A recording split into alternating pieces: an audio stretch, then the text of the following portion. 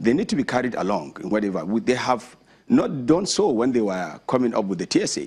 So let us not have, things or introduce things wrongly. Again, when we are now having the issue of the TSA, when we need to resolve the issue of the TSA with its own challenges, and then we are now allowing other ministries to come up with some sort of innovative ways, or perhaps maybe evading this policy.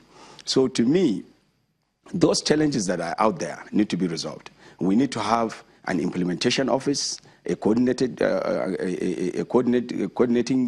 unit, in fact, headed by a director, where every question of TSA can be directed.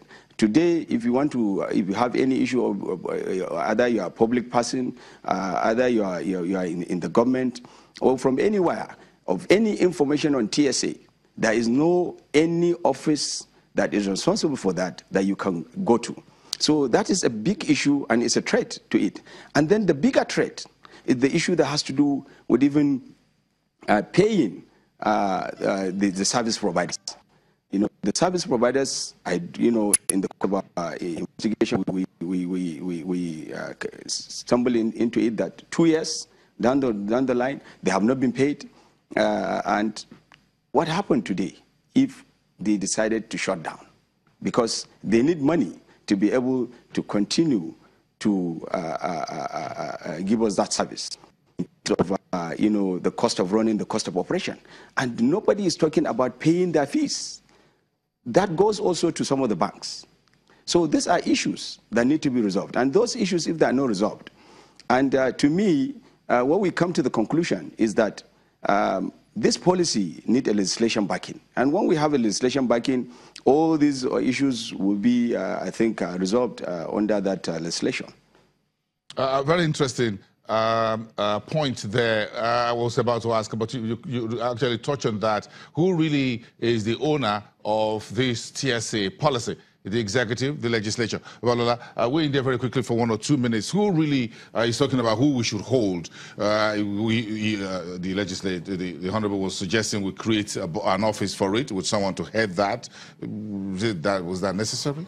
Well, the fact is, when it comes to TSA, it's not just about collecting money. It's also ensuring that the timeliness by which money is withdrawn. So if you have to open an office to ensure that money is also disbursed timely, it's also very important. Secondly, it's that one of the facts that most of these MDAs also are becoming so creative is because they've not been able, they're also trying to circumvent some of this process because they can't get their funds on time. So if they can get their funds on time, it also avoids some of this so-called... Creative accounting, you mean? Creative accounting. Yeah, well, we've been creative in quote and unquote. In other words, they're trying to, because they have the influence and whatever. But so who is meddling? Who do we need to hold here? He says there's a need for legislative backing. Do we need to go and write a new set of laws for TSA? Yes, there should be a legislative backing. That's what I'm saying. But why?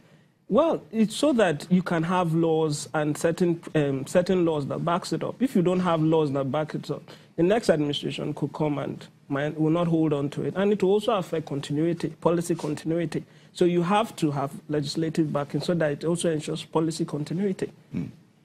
But if it's good, why should another administration say no? Well, we're all like...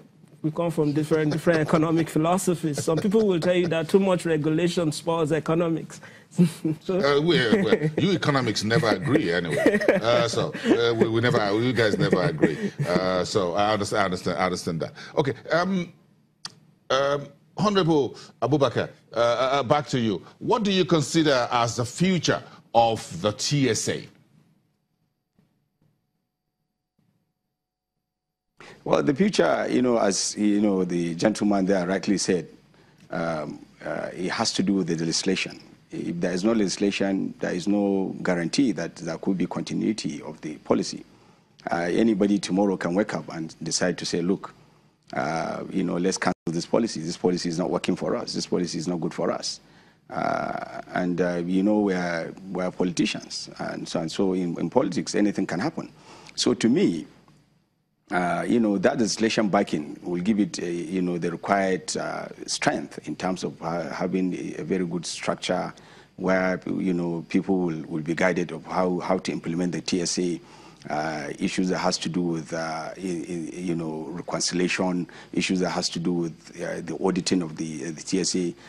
It will be clearly spelled out in the legislation, and all issues that need to be addressed in terms of the structure of the TSA will be addressed in the legislation. So the issue here is for us to have the right legislation backing this policy. If we do have, then you know, the TSA has a future. I think is a good thing for the country if it is you know, sustained. But every MDA need to be on board. The issue of you know, allowing other MDAs because of one reason or the other, you know, to operate outside the TSA, I think need to be looked at. Is something that they need to be integrated if this thing has to work. The issues of giving waivers, the issues of you know, allowing other people to operate other you know, platforms or other technologies, I think you know, need to be looked at. Everything need to be well coordinated, need to be integrated, and that is why I said you need an office where somebody will be held responsible on the issue of TSA. Well, thank you for your contribution. Final word from you. This, and it's been alluded that even the technology company hasn't really been fully paid. That's unfortunate, because I do feel that if the technology company, which is responsible for providing such, should be paid, and it will also affect the kind of productivity too, so they should be paid. I think that should be done. Yeah, because we're talking about financial technology here. If I become innovative and I create something and I put it at your service, and now that has helped you generate 7 trillion naira, I need to get paid for being the guy who. And let's not forget that it also ensures that you increase technology penetration in public finance. So that's one thing they are doing, which is also very right. Very interesting. Okay, I'm sure the conversation around TSA is not over. There's so much money in there. Whether it is overdrawn or not, I'm sure the conversation is still ongoing. Thank you very much, Babalola. Babalola Tokwe from economic analyst from ProShare Nigeria here, and of course from Abuja Studios, Abubakar Damburam Nuhu. Thank you very much. You get a handshake over the camera. Thank you very much. Some other day, some other time. Thank you very much. We appreciate you coming in here, everyone.